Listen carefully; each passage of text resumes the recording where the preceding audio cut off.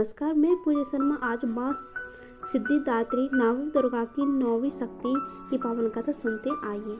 माँ दुर्गा जी की 9वीं शक्ति का नाम सिद्धिदात्री है। ये सभी प्रकार की सिद्धियों को देने वाली है। नवरात्रि पूजन के 9वें दिन इनकी उपासना की जाती है। इस दिन शास्त्रीय विधि विधान और पूर्ण निष्ठा के साथ साधना करने वाले साधक को सभी सिद्धियों की प्राप्ति हो जाती है। सृष्टि में कुछ भी उसके लिए अगम्य नहीं रह जाता है। ब्रह्मांड पर पूर्ण विजय प्राप्त करने की सामर्थ्य उसमें आ जाती है। मार्कंडेय पुराण के अनुसार अणिमा, महिमा, गरिमा, लघिमा, प्राप्ति, प्राकाम्य, ईशित्व और वशित्व ये 8 सिद्धियां होती हैं।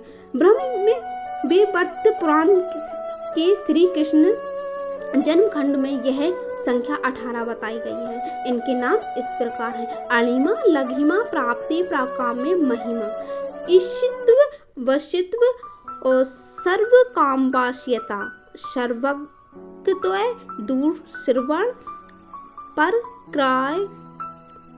काय प्रवेशन, वाक् सिद्धि, कल्प वृक्षत्व, सृष्टि संहार, कर्ण सामर्थ्य, अमरत्व, सर्व न्यायत्व, भावना सिद्धि।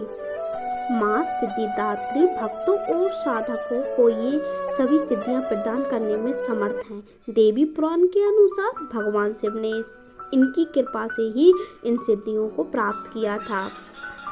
इनकी अनुकंपा से ही भगवान शिव का आधा शरीर देवी का हुआ था। इसी कारण वे लोक में अर्धनारीश्वर नाम से प्रसिद्ध हुए।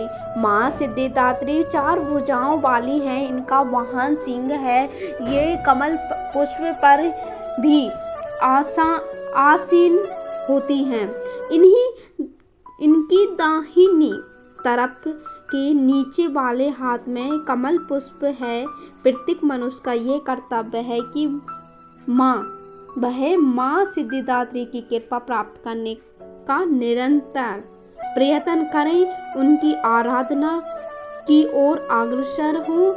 इनकी कृपा से अनंत दुख रूप संसार से निर्लिप्त रहकर सारे दुखों का भोग करता हुआ वह मोक्ष को प्राप्त कर सकता है।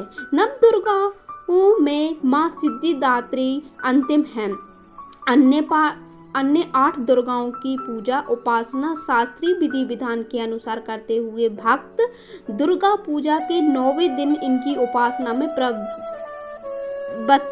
होते हैं। इन सिद्धिदात्री माँ की उपासना पूर्ण कर लेने के बाद भक्तों और साधकों की लौकिक परलौकिक सभी प्रकार की कामनाओं की पूर्ति हो जाती है।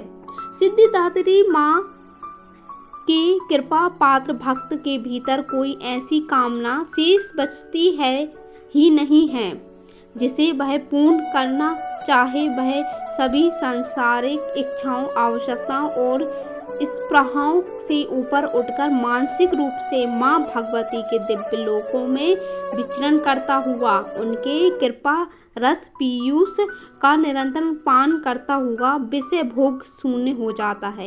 माँ भगवती का परम सानिध्य ही उसका सर्वस्व हो जाता है। इस परम पद को पाने के बाद उसे अन्य किसी भी वस्तु की आवश्यकता नहीं रह जाती। इनकी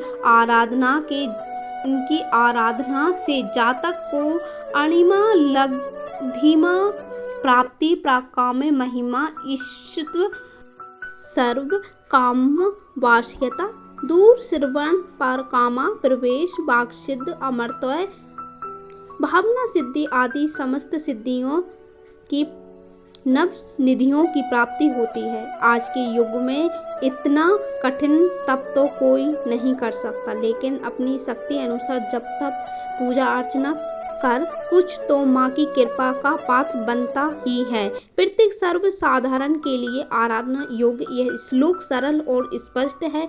माँ जगदम्बे की शक्ति पाने के लिए इसे कंठस्थ कर नवरात्रि में 9वीं के दिन इसका जप करना चाहिए।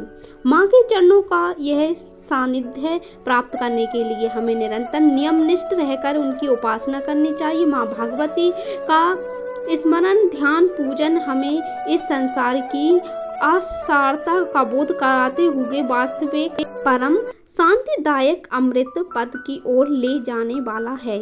माँ सिद्धिदात्री देवी की। बाद आप सभी का चैनल्स को सब्सक्राइब, शेयर, लाइक, कमेंट्स करना ना भूलें। प्लीज़ कृपया आप सभी से निवेदन है, अच्छी लगी हो तो आगे शेयर अवश्य करें और हर अपडेट्स पाने के लिए चैनल को सब्सक्राइब अवश्य करें। पुनः हृदय से आभार आप सभी का।